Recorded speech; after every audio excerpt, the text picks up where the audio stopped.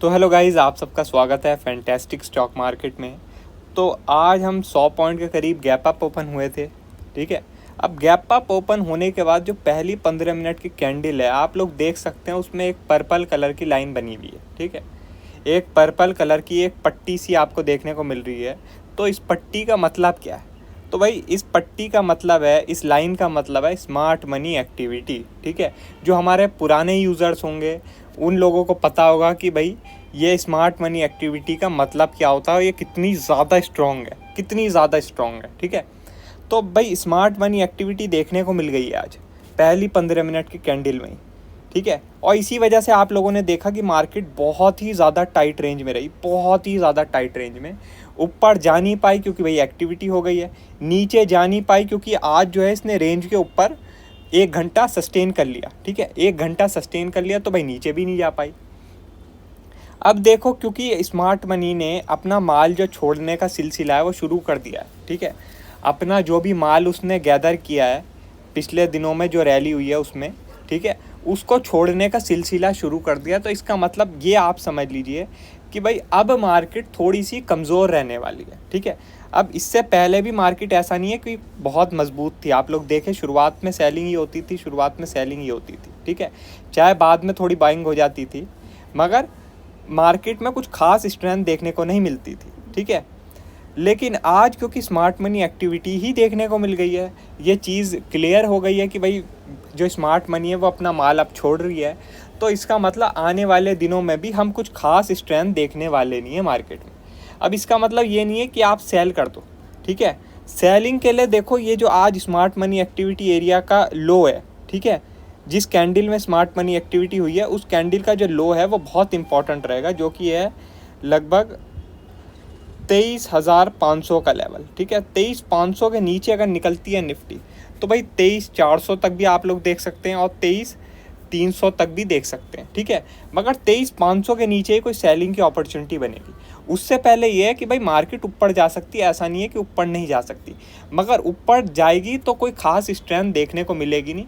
जो राइज आएगा उसमें आपको सेलिंग की अपॉर्चुनिटी देखनी है, हमें बाइंग के बारे में अब ज़्यादा नहीं सोचना है। ठीक है, बाइंग के बारे में सोचने का फ़ायदा नहीं है, क्योंकि देखो अगर एक दो कैंडल में स्ट्रेंथ देखने को मिल भी गई तो वापस से रिवर्सल भी आ सकता है। ठीक है, क्योंकि स्मार्ट मनी का अब कदम हम लोगों ने देख लिया कि किस तरफ हो सकता है। ठीक है, अब मैं आपको ये कैसे बोल रहा हूँ कि भाई स्मार्ट मनी का जो कदम है वो सेलिंग की तरफ हो सकता है, क्योंकि आप लोग जानते हैं भाई अच्छी खासी रैली हो चुकी है, अच्छी खासी रैली हो गई है।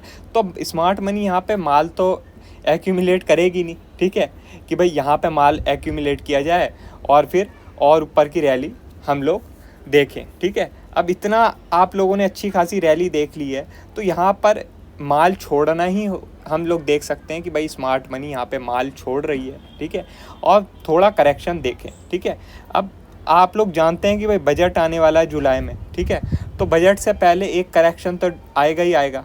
ठीक है, अब बजट में जो करेक्शन आएगा उसके बाद फिर हमें देखना होगा कि भाई वो करेक्शन वापस से बॉट इन होता है या नहीं, या थोड़ा बहुत राइज लेके और नीचे की जर्नी हम लोग शुरू कर दें। ठीक है, क्योंकि आप लोग जानते हैं मार्केट में जो बड़ा टाइम फ्रेम है उसमें भी एक जो करेक्शन है वो ड्यू है। ठीक है, एक जो करेक्शन है वो ड्यू है। इलेक्शन वाले दिन ज़रूर एक अच्छा खासा करेक्शन आया था, लेकिन उसके अगले दिन से ही ज़बरदस्त बाइंग शुरू हो गई, तो इसे हम कुछ खास करेक्शन बोलेंगे नहीं। तो बड़े टाइम फ्रेम में भी एक करेक्शन ड्यू है। तो हमें अब यही देखना है कि भाई हमें अगर कोई अच्छी सेलिंग अपॉर्चुनिटी मिल जाए तो हमें सेलिंग की तरफ देखना है, बाइंग की तरफ ज़्यादा नहीं। मगर हम अभी ब्लाइंडली सेल भी नहीं कर सकते, क्योंकि आप लोग देखें चाहे मार्केट में कोई स्ट्रेंथ नहीं है, ज़ीरो स्ट्रेंथ है मार्केट में, ज़ीरो स्ट्रेंथ, लेकिन तब भी जा कहाँ रही है? ऊपर। जा कहाँ रही है? ऊपर। इसलिए ब्लाइंडली सेल भी नहीं कर सकते। जब हमारा सेलिंग का लेवल ट्रिगर होगा तभी हमें सेल करना, उससे पहले नहीं। और सेलिंग भी हमें छोटे स्टॉप लॉस के साथ ही करना है, अभी कोई ज़्यादा बड़े स्टॉप लॉस के साथ नहीं करना है। ठीक है, और देखो अभी क्या है, पिछले कुछ दिनों से तो आप लोग देख ही रहे हैं कि मार्केट बिल्कुल ही एक छोटी सी रेंज में है, तो ऑप्शन बायर्स के लिए तो कुछ खास अपॉर्चुनिटी बनी नहीं रही है। ठीक है, तो ऑप्शन बायर अगर आप हैं तो थोड़ा अभी कॉशियसली रहें। ठीक है, थोड़ा अपना लिमिटेड क्वांटिटी के साथ ही ट्रेडिंग करें, क्योंकि अगर ऐसा ही एक दो दिन और रह गया तो आप लोग अच्छा खासा लॉस कर लेंगे, और फिर जिस दिन अच्छा खासा मोमेंटम होना होगा उस दिन आप लोगों के पास कैपिटल नहीं होगा ट्रेड करने के लिए। तो इसलिए अभी अपना कैपिटल बचाने की तरफ देखिए, ज़्यादा क्वांटिटी से ट्रेड ना करिए, ठीक है, वरना क्या होगा, जिस दिन बढ़िया मोमेंटम आना होगा उस दिन आपके पास कैपिटल ही नहीं होगा ट्रेडिंग के लिए। ज़रा अब हम बैंक निफ्टी की बात कर लेते हैं। तो बैंक निफ्टी में आज एक अच्छी खासी ग्रीन कैंडल बनी है। बैंक निफ्टी में एक तरीके का रेंज का ब्रेकआउट हुआ है, ठीक है, आप लोग देखें यहाँ पर एक रेंज चल रही थी, उस रेंज का ब्रेकआउट हुआ है आज।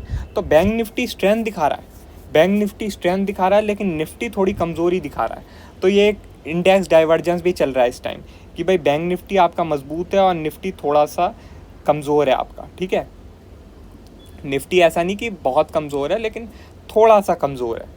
बैंक निफ्टी अच्छी खासी स्ट्रेंथ दिखा रहा है, लेकिन निफ्टी थोड़ा कमज़ोर है। तो ये एक थोड़ी समस्या वाली बात है, क्योंकि देखो इंडेक्स डाइवर्जेंस जब भी होता है तो ट्रेडिंग करना इतना ईजी नहीं रहता, ठीक है।